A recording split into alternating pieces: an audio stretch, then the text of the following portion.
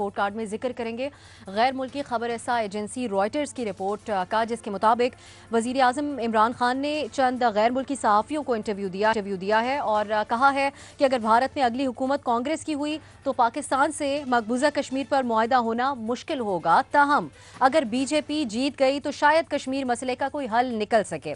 उनका कहना था कि इसके बावजूद मोदी के भारत में कश्मीर के मुसलमानों और आम मुसलमानों के साथ जो सलूक बरता जा रहा है, इससे मुतालिक भी उन्होंने गुफ्तगू की। वज़ीर आज़म का यह कहना था कि बीजेपी का रवां हफ्ते दहाइयों पुराना जम्मू कश्मीर का खुसूसी कानून, जिसके तहत गैर रियासती अनासर को वहाँ जायदाद की खरीदारी की इजाज़त नहीं है, इसको ख़त्म करने का ऐलान तशवीशनाक है।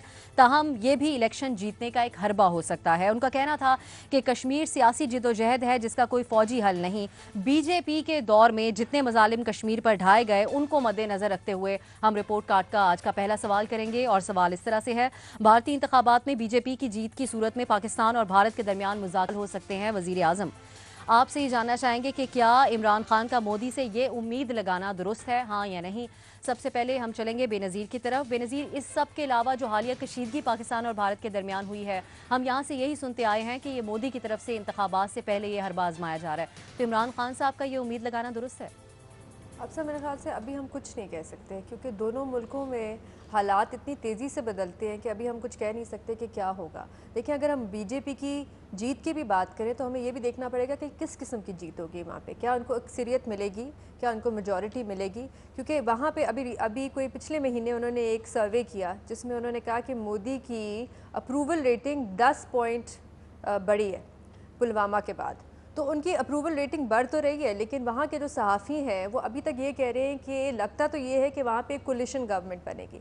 तो अगर एक कोलिशन गवर्नमेंट बनेगी तो क्या फिर बीजेपी, जिसको अक्सरियत नहीं मिलेगी, क्या वो पाकिस्तान से बात करेगी? और अगर वो बात करेगी तो कश्मीर के मसले पर बात करेगी या नहीं करेगी, ये देखना पड़ेगा। अब ये बहुत ज़्यादा चीज़ें हैं। दूसरी चीज़, जैसे आप मंशूर की बात कर रही थी, अब मंशूर में उनके बीजेपी में, अब उनके मंशूर में पाकिस्तान का कोई जिक्र नहीं है, लेकिन उसमें कश्मीर के बारे में वो ये कहते हैं कि अगर हम हुकूमत में आएंगे तो ये जो हमने खसूसी हकूक़ दिए हुए हैं कश्मीर को, ये जो स्पेशल स्टेटस दिया हुआ है, ये हम ख़त्म करेंगे। एक और है उनका जिसमें वो कहते हैं कि उन्होंने अभी जो पाबंदी लगाई हुई है कश्मीर में कि जो इंडियन सिटीजन्स हैं वो वहाँ पर ज़मीन नहीं खरीद सकते, वो उन्होंने कहा हम वो भी ख़त्म करेंगे। तो अब ये देखना पड़ेगा कि अगर वो जीतते हैं, वो हुकूमत बनाते हैं, तो उनको वो सीटें कितनी लेते हैं और उनकी कंफर्टेबल पोजीशन है या नहीं है, और दूसरी चीज़ कि वो अपने मंशूर पर अमल करते हैं या नहीं करते। क्योंकि आज भी अगर हम देखें तो कांग्रेस ने, देखें इमरान खान के बयान को किस तरह उन्होंने इस्तेमाल किया। उन्होंने आज कहा है कि जो मोदी को वोट देगा इसका मतलब वो पाकिस्तान को वोट देगा। तो ये चीज़ें हमें देखनी पड़ेंगी जब हुकूमत बनेगी वहाँ पर। इस तरीके से इस्तेमाल किया जा रहा है इमरान खान साहब के बयान को। आपके ख्याल में ऑप्शन आप कोई नहीं ले रही। सलीम साफ़ी साहब, क्या भारत में इंतखाबात से पहले वज़ीर आज़म इमरान खान साहब को ऐसा बयान देना चाहिए था? देखिए, पता नहीं उन्होंने किस कंटेक्स्ट में बयान दिया है, और उस इंटरव्यू में इससे भी ज़्यादा कुछ और गैर ज़िम्मेदाराना स्टेटमेंट है। लेकिन मजमूई तौर पर तो बेनज़ीर शाह साहबा की राय दुरुस्त है कि किसी भी मुल्क के बारे में, ख़ुसूस पाकिस्तान और इंडिया के ताल्लुकात के बारे में कोई चीज़ प्रेडिक्ट नहीं की जा सकती। लेकिन अगर हम हिस्टोरिकली देखें तो जो क़यादत उस साइड पे इंतहा पसंद समझी जाती थी और जिसका बहुत ज़्यादा एंटी पाकिस्तान पोस्चर रहा था, तो अमूमन उन्होंने डिलीवर किया है पाकिस्तान को। और इसी तरह पाकिस्तान के अंदर जो एक स्टेटस को की पार्टी समझी जाती, उन्होंने तो कभी उस तरह के बोल्ड इक़दामात नहीं लिए या इंडिया को उतना डिलीवर नहीं किया जितना कि यहाँ पे बड़े एंटी इंडियन समझे जाने वाली क़यादत थी। मसलन आप देखिए जनरल ज़िया, उन्होंने सियाचिन उनको दे दिया। इसी तरह जनरल परवेज़ मुशर्रफ ने जो फार्मूले पेश किए थे या जो लचक उन्होंने दिखाया था कश्मीर और इंडियन फ्रंट पे, वो इससे पहले किसी पॉलिटिकल लीडर ने नहीं दिखाया था।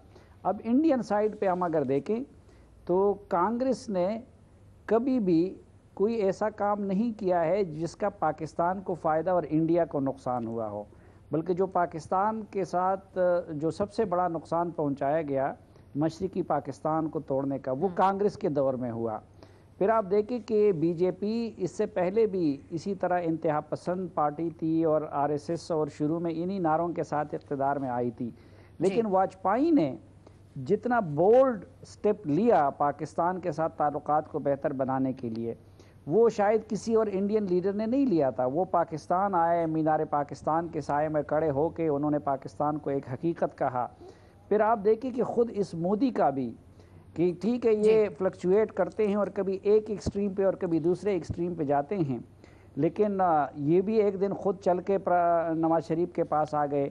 आप खुद अमेरिका में देखें कि ओबामा जैसा आदमी वो कुछ डिलीवर नहीं कर सका जो ट्रम्प जैसा आदमी अब अफगानिस्तान के फ्रंट पे डिलीवर कर रहा है। यानी ट्रम्प ने शुरू में जितनी एक्सट्रीम की लाइन ली हुई थी अफगानिस्तान पे, लेकिन अब वो अपनी फ़ौजें निकाल रहा है। तो ये नहीं है मेरे ख्याल में, अगर मोदी की थोड़ी सी कभी अकल टिकाने आ गई तो जिस तरह अब ये इस एक्सट्रीम पे गया हुआ है जुनूनियत की, तो ये जुनूनी क़यादत में फिर ये होती है कि ये दूसरे एक्सट्रीम पे भी जा सकती है। लेकिन अगर कांग्रेस आई तो कांग्रेस ज़्यादातर स्टेटस को बरकरार रखने की कोशिश करेगी। इसलिए मैं थोड़ा सा इमरान खान की पुरुमीदी से इत्तेफाक करता हूँ इस मामले में। इत्तेफाक करते हैं, यानी आप हाँ का ऑप्शन ले रहे हैं। हसन निसार साहब, आप इस पर भी कमेंट कर दीजिएगा कि इसकी टाइमिंग को आप इमरान खान साहब के बयान की कैसे देख रहे हैं फौरी उनके इंतखाबात से पहले। टाइमिंग बहुत इंटरेस्टिंग है, जिसकी तफसील में जाना ज़रूरी नहीं है। बहुत इंटरेस्टिंग टाइमिंग है और उनके रिएक्शन से हिंदुस्तान के रिएक्शन से भी इस बात की तस्दीक होती है कि टाइमिंग बहरहाल मेरे नज़दीक ये दुरुस्त है और ठीक है। अच्छा, मसला ये बहुत पेचीदा है और जैसे ये बयान किया गया इसको ओवर सिंप्लीफाई करने वाली बात है। जो भी बेनज़ीर कह रही थी कि ये हार जीत, फिर जीत की नौयत क्या होगी, उसकी हैत क्या होगी, ये बेशुमार फैक्टर्स हैं। तो ये मैं ओवर सिंप्लीफिकेशन है। एक बात जो बहुत इंटरेस्टिंग लगी मुझे वो ये थी कि महबूबा मुफ्ती ने इमरान के साथ एग्री किया है। वो डेफिनेटली एक संजीदगी से ली जाने वाली बात है। लेकिन इस तरह के सवालों के जवाब इस तरह नहीं दिए जाते। तो आने वाला वक्त ही बताएगा। अभी इलेक्शन है, पता नहीं उसकी क्या सूरत बनती है। और साफ़ी साहब ने एक बात बड़ी इंटरेस्टिंग की कि जो इंतहा पसंदाना रवैये का हामिल कोई अगर कोई ग्रोह हो, ग्रुप हो, पार्टी हो, इवन इंडिविजुअल हो, वो किसी तरफ भी इंतहा तक जा सकता है। कांग्रेस बहरहाल डेफिनेटली स्टेटस को की तारीख है उसकी। ये डिफरेंट डायमेंशंस हैं इसके, इसका कोई एक जवाब मुमकिन नहीं है इस सवाल का। सही, लेकिन आपके ख्याल में दुरुस्त ही है उसकी टाइमिंग भी बयान की। न्याई साहब, आपके ख्याल में किस हवाले से इमरान खान साहब ने ये बयान दिया है और ये इतनी उम्मीद मोदी से लगाना दुरुस्त है? मेरे ख्याल में इमरान खान साहब ने कुछ ज़्यादा कोई सोच विचार के बाद ये बयान नहीं दिया।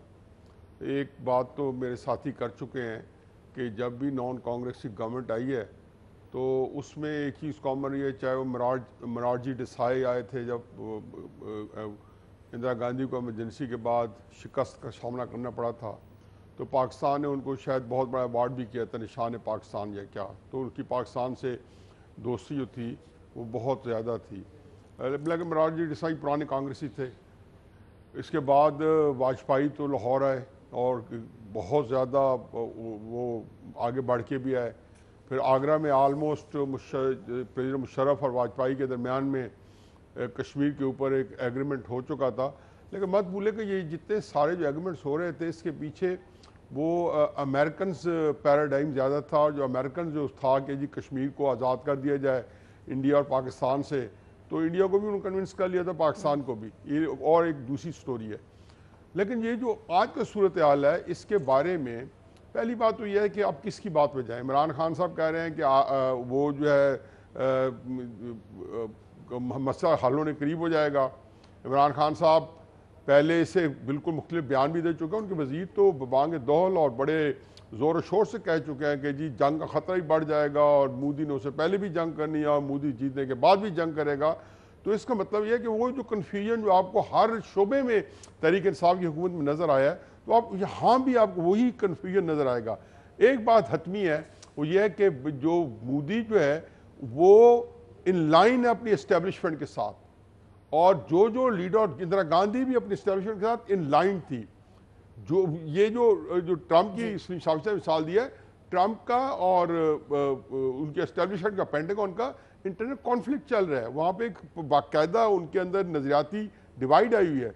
वेयर एज मोदी जो है वो उनकी लाइन टो कर रहा है, एस्टेब्लिशमेंट की एस्टेब्लिशमेंट उनकी लाइन टो कर रहा है, और अजीत डोवल जो है वो एक कॉमन फैक्टर है इनका नेशनल सिक्योरिटी एडवाइजर, वो हॉक है, वो कोई आम आदमी नहीं है। तो मैं तो ये समझता हूँ कि पाकिस्तान की जो कमज़ोर इक़्तिसादी सूरत हाल है, जिसके बैकग्राउंड में या बैकड्रॉप में पुलवामा का इंसिडेंट भारत ने ड्रामा रचाया, वो उसके साथ कंटिन्यू करेगा और पाकिस्तान में प्रेशर बढ़ाएगा कि पाकिस्तान इस इकोनॉमिक इक़्तिसादी बुरान से ना निकल सके। खुदा न खासा ये होगा तो पाकिस्तान के लिए जानलेवा साबित हो सकता है, या बहुत पाकिस्तान के लिए सख्त साबित हो सकता है। ऑप्शन क्या लिखे न्याय साहब? मैं नहीं की वाज़ेह ऑप्शन मुझे नहीं है ये कि क्या इमरान खान का मोदी से उम्मीद लगाना दुरुस्त है? नहीं। अब सर मैं सिर्फ इसमें एक चीज ऐड करना चाहती थी। एक चीज़ मैं सिर्फ ये ऐड करना चाहती थी कि देखें, ये सिर्फ पाकिस्तान और इंडिया और पाकिस्तान या भारत सिर्फ तय नहीं करेंगे कि कब बात करनी है। ये जो आपकी इंटरनेशनल कम्युनिटी है वो भी उसका दबाव या उसका जो रोल होगा वो भी ये डिटर्मिन करेगा कि कब पाकिस्तान और इंडिया बात करेंगे कश्मीर पे। क्योंकि देखें, बीजेपी अगर हुकूमत में आई तो उसकी टॉप प्रायोरिटी ये नहीं होगी कि हमने पाकिस्तान से बात करनी है, उनकी तो इंटरनल होगी।